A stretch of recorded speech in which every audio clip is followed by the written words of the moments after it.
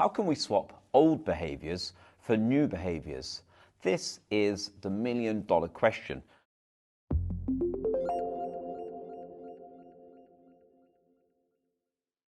Now, when we get to around about the age of between 30 and 40, believe it or not, most of who we are, let's say 80, 90% of who we actually are programs that are built into our subconscious mind. Now, let me explain a little bit about that. We have a conscious mind and a subconscious mind. Now, the conscious mind is the critical part, the part that we use to think. And the subconscious mind, it's like a filing cabinet full of all of our memories, all of our experiences, our events from when we were born right up until now. And so we build all these programs inside our subconscious mind automatically, and these are there to help us. So you can imagine things like we walk without even having to think about it. We can talk without having to think about what words are coming out next. They just automatically come out. When we go to restaurants, we look at the menu and there's always things that our eyes will go to. Everything, when you think about it like this, are all programs that are built into us. And it even goes much deeper than that, to emotions, how we feel in certain situations. There's certain triggers that make us feel certain ways. And so this is our subconscious mind being very, very clever and listening to what we're telling it, and also taking in everything that we're actually showing it. So, for example, I like this example where we always put a knife and fork down on the table in a particular way. And after a while, you could be given a handful of knife and forks, and you would just walk around and you would put them in exactly the same arrangement on the table. And this is because it's built into our subconscious mind. But I wonder how many times you could reverse the arrangement, the knife on the left and the fork on the right. How many times would you have to do that to teach your subconscious mind that this is the new way? Because all that's happened is you've seen it so many times, the sort of the normal way, the way that we're used to seeing it. And you're so used to putting them down in that fashion that your subconscious mind has just basically taken that as a pattern, as a program, and stored it in your subconscious mind. So you never have to think about that again. It's all in your subconscious. And you see how clever it is. But it does this for everything. Now, unfortunately, it does this for good things and, unfortunately, for bad things. So a great example of this is I love to go to the gym. It's one of my favorite things to do. I don't go too much. I go 4 times a week for 1 hour each session. That's it. That's all I really need. But I'm doing my exercises for different muscle groups, and I want to learn the best exercises for each muscle group. And then those become subconscious. But bear this in mind. Somebody that's not been preparing correctly, somebody that's had bad information from a personal trainer or perhaps from the YouTube or wherever, and they do an exercise wrong. Now they continue to do the exercise wrong over and over again, and perhaps they're going to cause an injury, or perhaps it's just not that beneficial. Either way, it's a waste of time. But the subconscious mind creates a pattern from this. And this is a really interesting thing that I found about myself, because I change patterns when I realize that something's better, particularly when it comes to health. So if you see anything that's better for you, you can change something by changing the way that you see your future with the new way. Now, when it comes to exercise and things like this, these are relatively easy things to change, because if you believe that the new version of whatever exercise you've been doing is better than your version, then it's easy because you're progressing in that particular thing, so that's fine. But when it comes down to things like food, this is when things get a little bit more tricky, because quite often people will choose food that gives them the short-term benefits, as in enjoyment, so perhaps sugary things that release endorphins and make us feel good in a moment. People keep eating these things, cheeseburgers, or the pizzas, all this fast food sort of stuff. I mean, the list is just ridiculous. Sweets, chocolate bars, all of these things.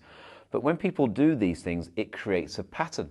So it creates a pattern that automatically people just go to McDonald's, or when they're in the supermarket, they're down particular aisles, putting particular things into their trolleys, into their baskets. And these become programs and patterns as well. So bear in mind, these patterns, programs, whatever you want to call them, they make up a huge part of who we are. Let's say 80 to 90%. Well, that leaves 10 to 20%. Now, this is the part that's in a constant battle, if you like, trying to change the program. So somebody that is eating McDonald's too often, they want to stop eating McDonald's, but this program has been built in for years, maybe for 10 years, 20 years, maybe even longer. And it's not in there to stay, but it's trying to stay because you've shown it that you want it, because you kept doing it. Just like talking, just like walking, just like driving, just like anything else, you've done it so many times that your subconscious mind, okay, in my case, Jamie wants this, so we're going to store it as a pattern, so we don't need to think about it anymore. We're going to go for this food. But it's not good for us.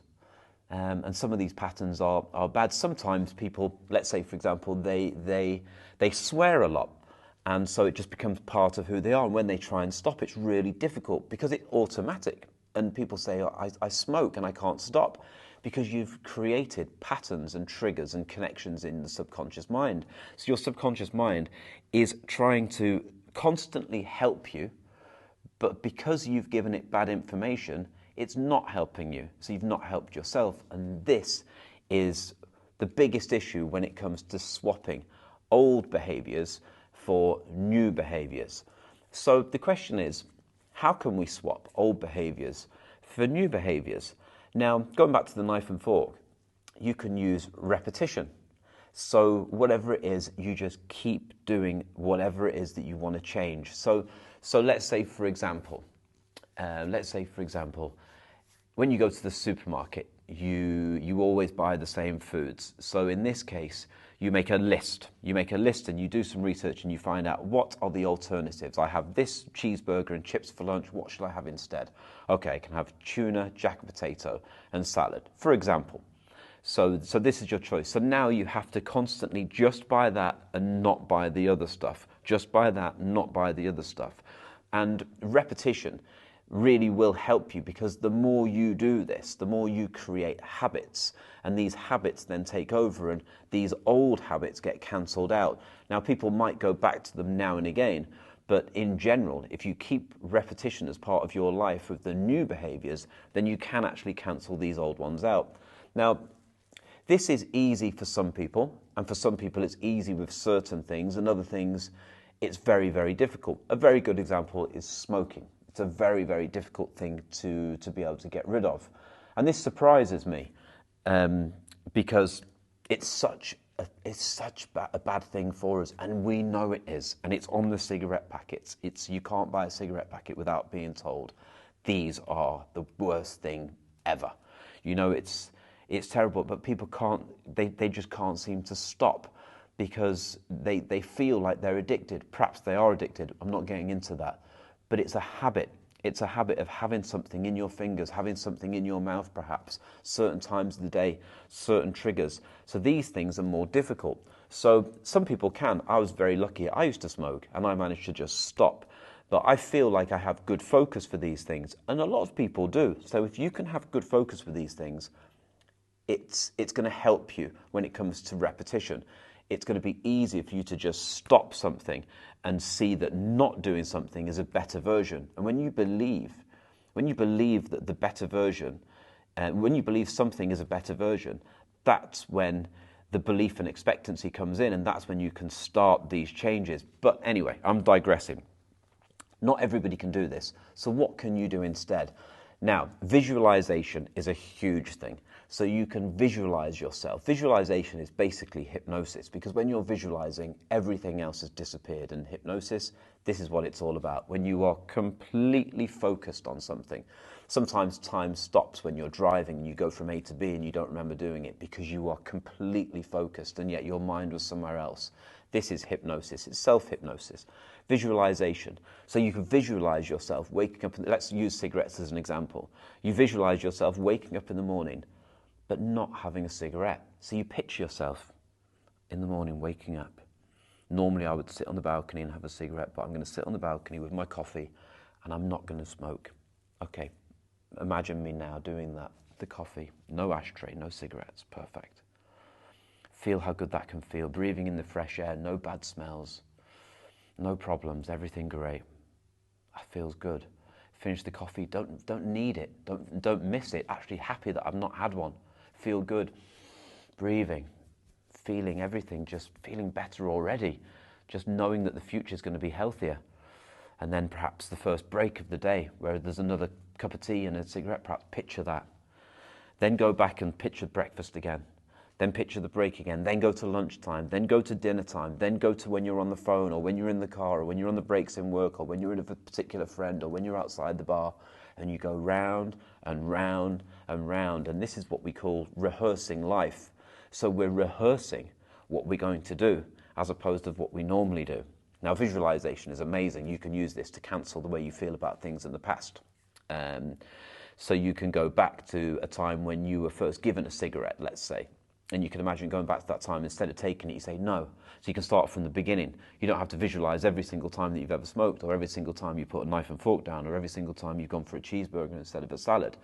But you get what I mean. You can go back to the source, and then you can come back to the present, and then go into the future.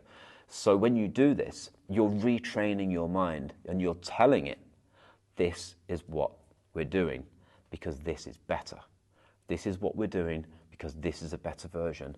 This exercise in the gym is better than the other exercise in the gym because this isn't going to cause me any injuries, and this is actually going to be more beneficial. So this is what we're going to do.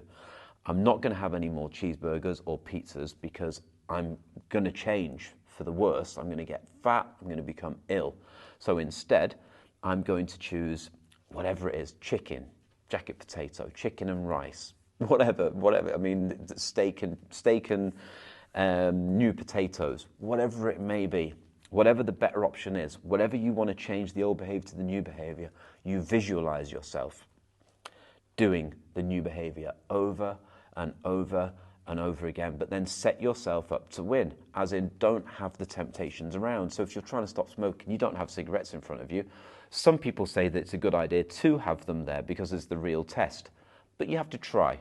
At the end of the day, you have to try what works for you. Personally, I could have them in front of me and it wouldn't make any difference. In fact, when I gave up smoking, I actually did. In different places, in the car and in the apartment that I live in at the time. This was 5 years ago I stopped. And somebody came around, I remember after a few weeks, and they pointed. I said, oh, you can have them. And they were there for weeks. I didn't even realize. But other people, you need to get rid of these things. Like one thing that I'm terrible at, I'll be honest, is Haribo sweets. I don't know if you know what these are, but Haribo sweets is a huge brand name of sweets, and these are my downfall if I ever have a downfall. So I never buy them, because if I have them in the house, I'll eat them straight away. It's not the sort of thing I can have in the house and I'm going to have them a week from now. Impossible. So this is my weakness, and we all have them.